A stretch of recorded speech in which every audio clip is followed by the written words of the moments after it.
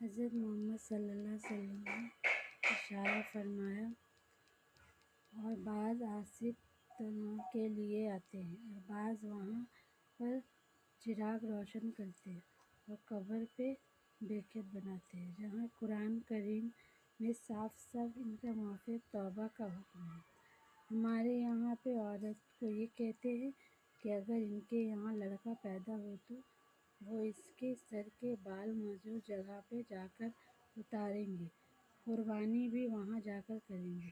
کیسا ہے؟ یہ ایک ہندو رسم ہے جو مسلمان میں آئی ہے اور جو اس میں فساد عید میں شامل نہیں ہے۔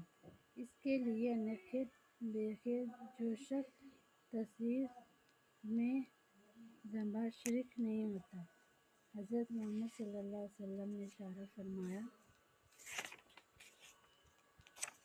فرمایا کہ بیکاری گناہ کرنا سب سے بڑا گناہ ہے۔ چیز نگاہ پر بیان ایمان فرمائے پہنچ سکتے ہیں۔ بعض لوگوں کا ادعا ہوتا ہے یہ بچہ فلانے بزرگ نے دیا ہے، اس لیے وہ اسی بزرگ کے مزار میں نیاز چڑھانے کے لیے منت مانگتے ہیں اور منت پوری کرنے کے لیے اس مزار پہ جا کر بچے کے بال اتارتے ہیں اور وہاں قربانی کرتے ہیں اور دوسرے بہت سی خرافات کرتے ہیں۔ اس مسلمان کو ایسا حرکت پر کرنا جائز نہیں۔ حضرت محمد صلی اللہ علیہ وسلم نے اشارہ فرمایا، ایسے موقع چند کر کے بکری خرید کر اس کے گوشت کا صدقہ کو واجب سمجھنا غلط ہے۔ ایسے وقت جس کے پاس جو کچھ ہو، حدیث میں ہے اللہ تعالیٰ نے اشارہ فرمایا کہ بکری کاٹنے کی رسم غلط ہے، کیونکہ یہ سمجھنا گوشت ہی اس کا صدقہ ہوتا ہے اور غلط ہے۔ صدقہ فلاں غیر مسلم کو بھی دے سکتے ہیں، یہ طریقہ ٹھیک ہے۔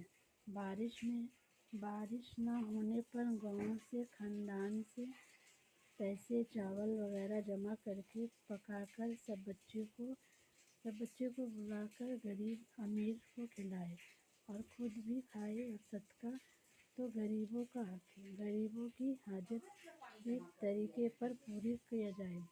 حضرت محمد صلی اللہ علیہ وسلم نے فرمایا، خداوند معافیت کی عدت رکھنا غیر مسلم کی طرح وہ ہر چیز میں حلوا کے ہوتے ہیں۔ کفر اس طرح